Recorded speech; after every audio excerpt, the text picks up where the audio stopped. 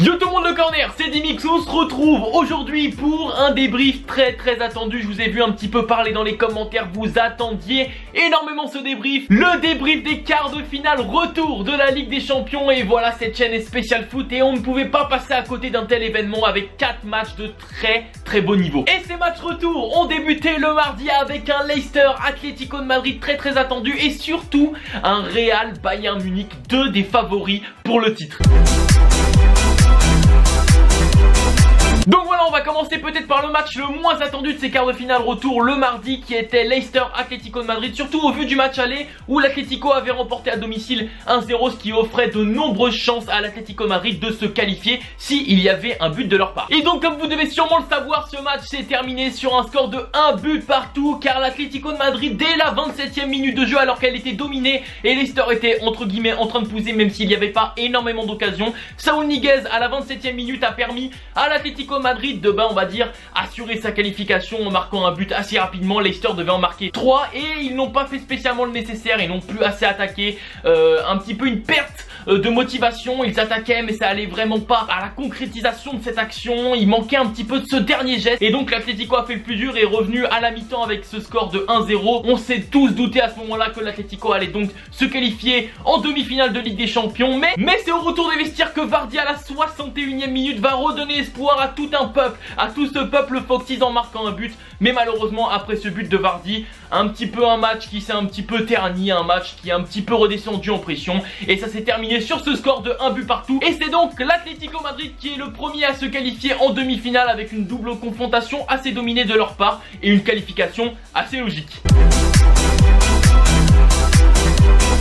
La deuxième rencontre du mardi, peut-être le match le plus important de ces quarts de finale retour qui opposait le Real Madrid au FC Bayern München. Et donc voilà, le match commence en sachant que le Bayern devait réaliser une très grosse performance au Santiago Bernabéu en espérant marquer au minimum 2 buts pour avoir une chance de se qualifier. Ce match donc commence sur un rythme très élevé. Et oui, on a assisté à une première mi-temps avec un rythme très élevé digne d'une finale de Ligue des Champions. On le sait très bien, voilà, le Bayern et le Real ce sont souvent des concurrents pour gagner ce titre final et c'est malheureusement sur des fois des très belles mi-temps comme ça qu'on retourne à la mi-temps avec un score de 0-0, de très belles actions mais avec un petit manque de finition dans le dernier geste et les joueurs rentrent donc dans le vestiaire avec ce score vierge de 0-0 et ça fait donc les bonnes affaires du Real Madrid qui n'a donc concédé 0 but. Et donc comme vous vous doutez bien, au retour des vestiaires c'est au Bayern de produire le jeu, ils vont arriver avec de nouvelles intentions et avoir énormément la main prise sur ce ballon et à la 53e minute, penalty pour le Bayern Munich qui est transformé par Robert Lewandowski, une faute sur Robben de Casemiro qui va d'ailleurs ne pas se prendre de jaune alors qu'il avait déjà un jaune, ça pourrait déjà faire carton rouge pour Casemiro, mais voilà, on va essayer de reparler aussi un petit peu de cet arbitrage. Ça fait donc 1-0 pour le Bayern, il leur manque plus qu'un but pour espérer se qualifier et accéder en demi-finale de cette Ligue des Champions et ne pas en concéder au risque d'avoir une prolongation. Le match se déroule avec un Bayern qui a vraiment la main prise sur le ballon et le Real Madrid qui recule de plus en plus, qui est en train de plus en plus défendre et c'est à ce moment-là qu'on voit les grands joueurs, tête de Cristiano Ronaldo, égalisation, un partout et ce match est donc totalement relancé et le Real Madrid a fait quand même un très gros pas encore une fois vers la qualification car si le Bayern marque, et ben on va tout simplement en prolongation et sous l'euphorie de ce but avec la grinta et la rage qui montent en Sergio Ramos et en Marcelo qui vont demander d'ailleurs au public d'haranguer ses joueurs, c'est un contre son camp qui va arriver de la part de Sergio Ramos, 2-1 du Bayern Munich à l'extérieur et donc on se dirige tout droit vers les prolongations. Personne ne s'y attendait. Le Bayern Munich a réussi plutôt à revenir dans ce match et donc on va assister à des prolongations et c'est à partir de ce moment-là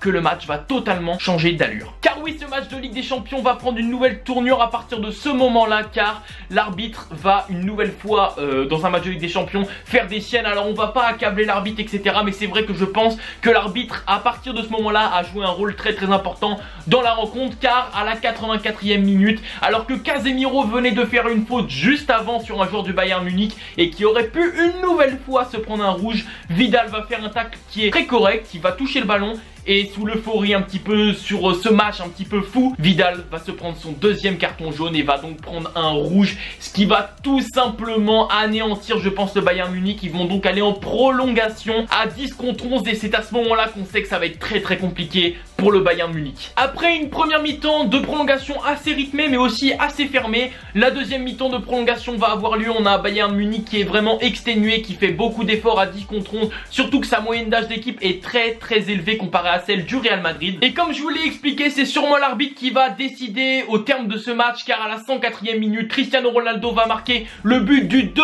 buts partout sur un hors-jeu. Et oui, malheureusement, une nouvelle fois en hors-jeu, une faute arbitrale, et ça permet donc au Real Madrid de prendre énormément de chances de qualification, et 2 partout avec un but de Cristiano Ronaldo. Une nouvelle fois, il en est à son doublé dans ce match. Bien sûr, vous vous doutez bien que ce match ne pourra donc plus aller au tir au but et que le Bayern doit absolument marquer un but alors qu'ils ont fourni énormément d'efforts et qu'ils sont maintenant à 10 contre 11. Et à la 109e minute, un nouveau but hors jeu de Cristiano Ronaldo qui va signer un triplé qui anéantit les espoirs du Bayern Munich, et on est donc sur un score de 3 buts à 2 pour le Real, et le Real va donc passer en demi-finale. Mais une nouvelle fois, un but hors jeu de Cristiano Ronaldo. Ces erreurs d'arbitrage ont anéanti ce match et ont permis au Real de se qualifier. Alors on ne sait pas ce qui se serait passé sans ces erreurs arbitrales, mais ça aurait peut-être eu un autre sort, et ça a malheureusement décidé de ce match. 112e minute, avec un Neuer qui a une cheville fracturée, va se prendre un but par Marco Asensio, et donc le Real va donc remporter ce match 4 buts à 2 et va donc accéder aux demi-finales de Ligue des Champions. D'ailleurs, n'hésitez pas à dire dans les commentaires de ce que vous avez pensé de ce match entre le Real et le Bayern Munich, si vous pensez qu'un petit peu que ces erreurs d'arbitrage ont joué un rôle dans la qualification du Real. N'hésitez pas à dire ça dans les commentaires.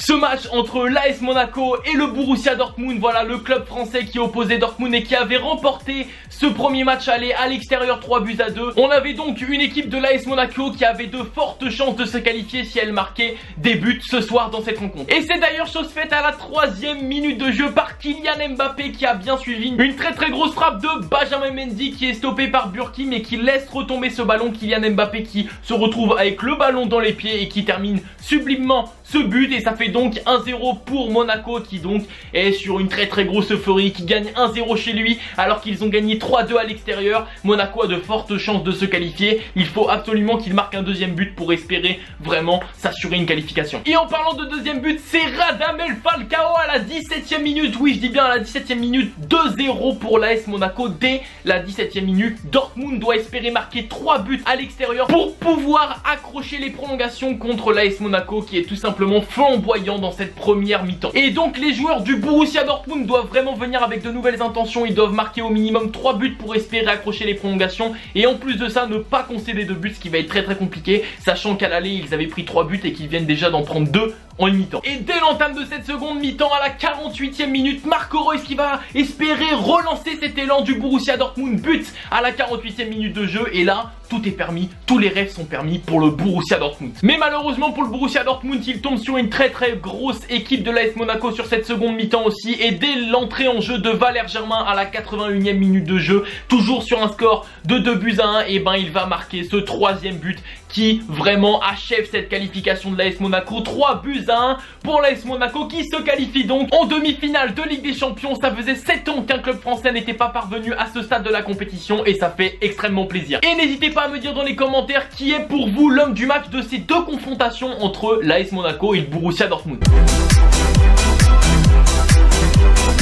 Et donc voilà, ce dernier match de mercredi opposait le FC Barcelone à la Juventus de Turin. La Juventus de Turin qui avait remporté sur un très gros score ce match aller 3-0 à domicile, ce qui obligeait une nouvelle fois au Barça de réaliser l'exploit, de réaliser une remontada. Mais ce qu'on peut dire de ce match retour, c'est que le Barça a eu énormément d'occasions, plus de 17 tirs et seulement 2 cadré, ce qui est malheureusement un trop faible total pour se qualifier en Ligue des Champions. 0-0 score final, la Juve qui a fait le travail. La remontada n'aura cette fois-ci pas eu lieu et la Juventus se qualifie logiquement en demi-finale. On peut donc faire un petit récapitulatif, c'est donc l'Atlético de Madrid, le Real Madrid, l'AS Monaco et la Juventus de Turin qui se qualifient pour les demi-finales de cette compétition, pour cette édition de la Ligue des Champions. Donc voilà, c'était Dimic, j'espère que vous avez apprécié mon débrief. N'hésitez pas à lâcher un maximum de likes sur cette vidéo, voilà, parce que ça fait extrêmement plaisir. c'est pour soutenir ce nouveau projet de chaîne. N'hésite pas aussi à t'abonner à la chaîne YouTube Le Corner en cliquant juste ici. Et n'hésite pas à aller voir cette petite vidéo qu'on a fait avec Jules, si Mbappé est le futur Ballon d'Or, en cliquant juste ici. C'était Super Dimix.